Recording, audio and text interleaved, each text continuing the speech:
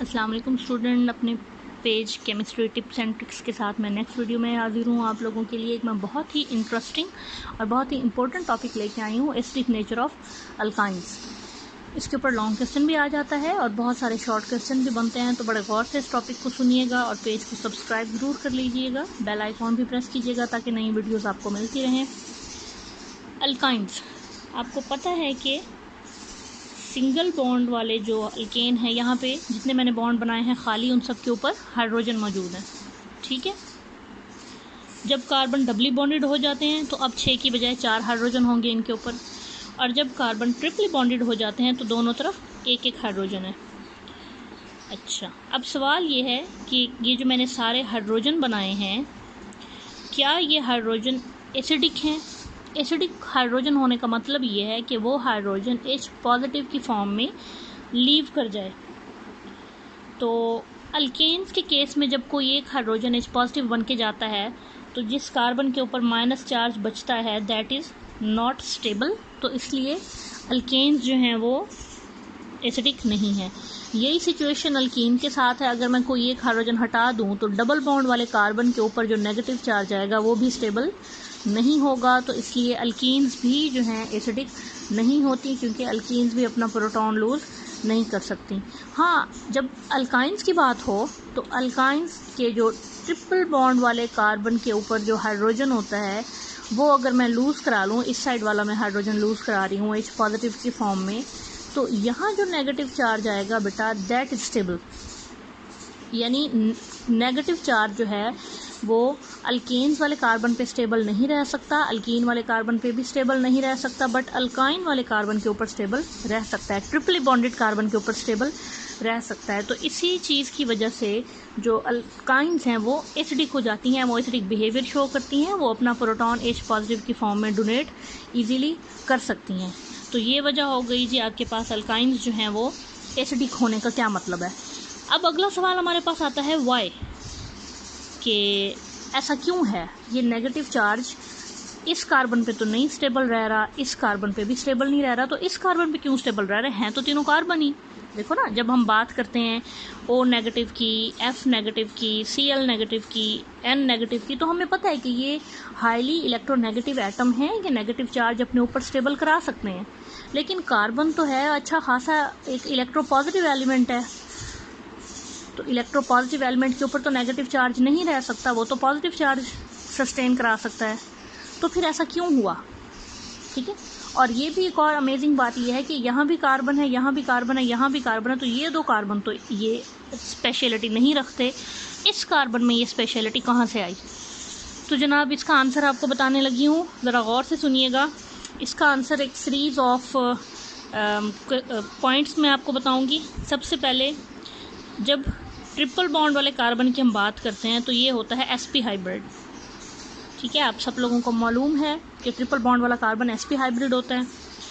जब carbon sp hybrid है तो इसके अंदर आपको पता है 50% s एंड 50% p करैक्टर मौजूद है।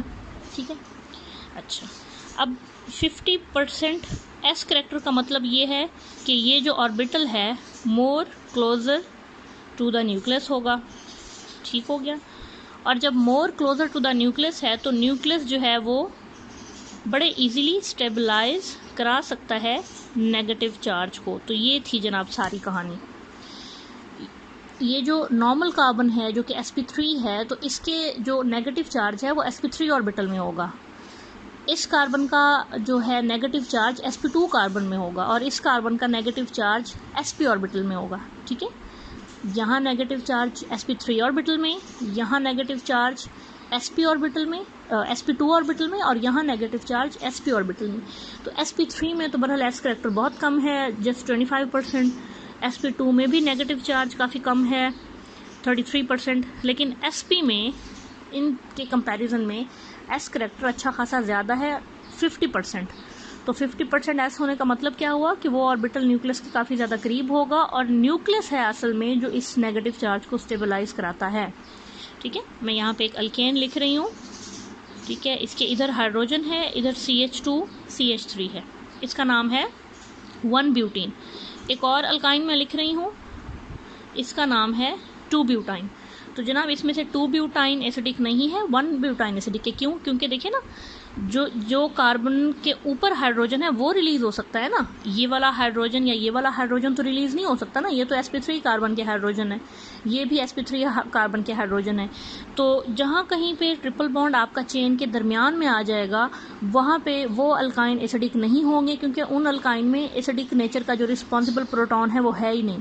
तो जो टर्मिनल अल्काइन होंगे, याद रखिएगा, टर्मिनल अल्काइन यानी ऐसा अल्काइन जो कोने पे हो चेन के, उसके ऊपर एक हाइड्रोजन होता है और वही हाइड्रोजन हमेशा एसिडिक होता है। और उसकी रीज़न क्या होती है एसिडिक होने की? न्यूक्लियस के करीब होना, 50% एस करैक्टर का होना, न्यूक्लियस से स्टेबलाइज होना। तो आपको पता है कोई भी एसिड, सिंपल मैं HCl लिख रही हूँ, ये रिएक्शन करता है सोडियम से तो NaCl बना देता है और साथ में हाइड्रोजन गैस रिलीज होती है। ऐसे होता है ना, हर एसिड जो है हर मेटल से रिएक्ट करके हाइड्रोजन गैस लिबरेट करता है।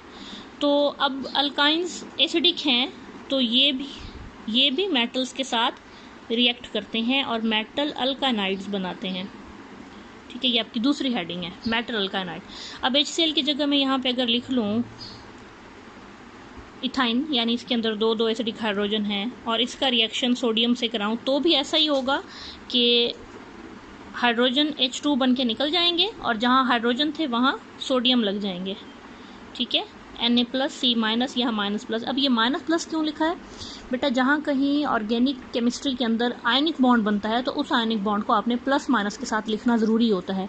नॉर्मल जो आप आयनिक कंपाउंड लिखते हैं जैसे MgCl2 NaCl, ओरिजिनल डिस्क्रिप्शन उनके भी प्लस माइनस में होती है, लेकिन क्योंकि वो होता ही कंप्लीट आयनिक कंपाउंड है इसलिए हम उसके ऊपर साइन मेंशन नहीं करते। लेकिन ऑर्गेनिक केमिस्ट्री में क्योंकि सारे कोवलेंट बॉन्ड होते हैं और कोई एक आधा आयनिक बॉन्ड होता है तो इसलिए उस आयनिक बॉन्ड को मेंशन करना बहुत ज़्यादा ज़रूरी है। तो ये माइनस+ यहाँ पे आप मेंशन करेंगे। तो इसका नाम क्या है? इसका नाम है सोडियम एसीटलाइड। ठीक है, तो जो भी मेटल होगी उसका नाम और जितने कार्बन वाला अल्काइन होगा उसका नाम। जैसे अगर फ़र्ज़ करें कैल्शियम होता, कैल्शियम तो नहीं खैर, पोटेशियम होता और साथ में अल्काइनाइड की जगह प्रोपाइन होता हमारे पास, तो हमारे पास नाम बनता पोटेशियम प्रोपाइनाइड। ठीक है, तो ये इसका नोमेनक्लेचर। हर तरह का मेटल अल्काइनाइड हम बना सकते हैं।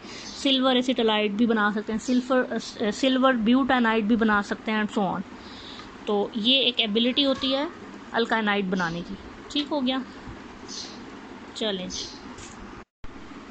तो ये जो मेटल अल्काइनाइड बनाने वाली प्रॉपर्टी है ना, ये एक बड़ी इंपॉर्टेंट प्रॉपर्टी है। इंपॉर्टेंट इन द सेंस कि इस प्रॉपर्टी को यूज़ करते हुए हम टर्मिनल अल्काइंस का टेस्ट कर सकते हैं, यानी हम फाइंड आउट कर सकते हैं कि हमारा जो अल्काइन है वो टर्मिनल है या नहीं। और इसी बात से रिलेटेड जो शॉर्ट क्वेश्चन बहुत ज़्यादा अपीयर होता है हमारे पास, तकरीबन हर दफ़ा पेपर में आता है, तो वो ये होता है कि डिफ्रेंशिएट, ठीक है, बिटवीन 1 ब्यूटाइन एंड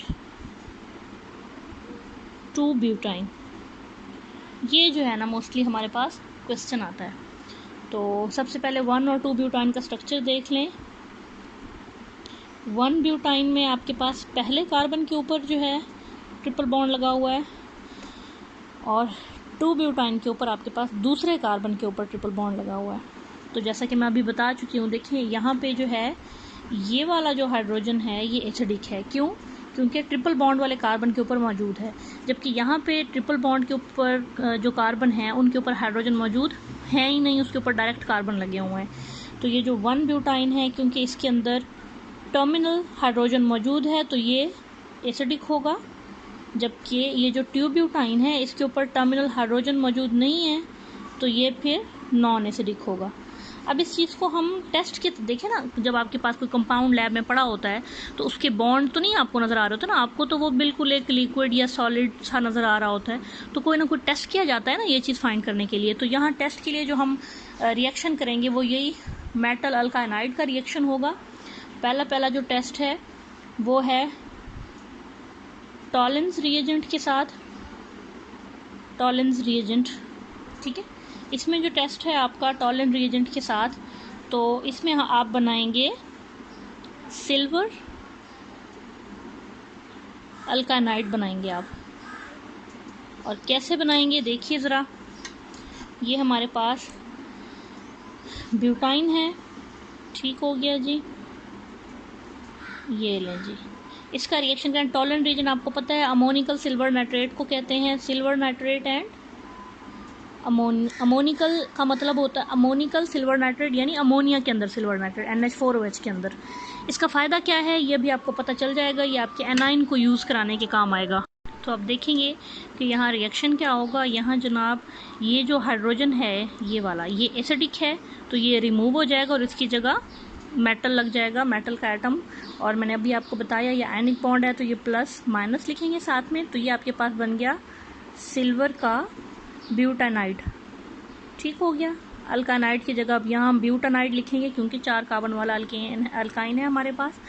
तो ये H कहाँ जाएगा, ये वाला H इस OH के साथ मिलके वाटर बना देगा। ठीक हो गया है।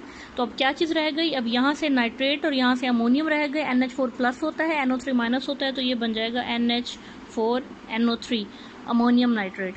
तो ये जो सिल्वर ब्यूटानाइड है इसके जनाब होते हैं वाइट कलर के प्रेसिपिटेट। तो यही एबिलिटी इसकी इसको टेस्ट के तौर पे यूज़ करने के काम आती है, क्योंकि अगर हम मतलब रिएजेंट इसी तरह के 2 ब्यूटाइन के अंदर डालेंगे तो कुछ नहीं होगा, कोई वाइट पीपीटी नहीं बनेंगे, कोई प्रेसिपिटेट नहीं आएंगे, तो नो रिएक्शन होगा। दैट्स वाई हम फ़ौरन से इसको डिस्टिंग्विश कर लेंगे। और जो दूसरा टेस्ट है यहाँ पे वो सिल्वर के साथ है, ठीक है, सॉरी कॉपर के साथ है, क्यूप्रस क्लोराइड के साथ दूसरा टेस्ट। किस तरह जी, देखिएगा।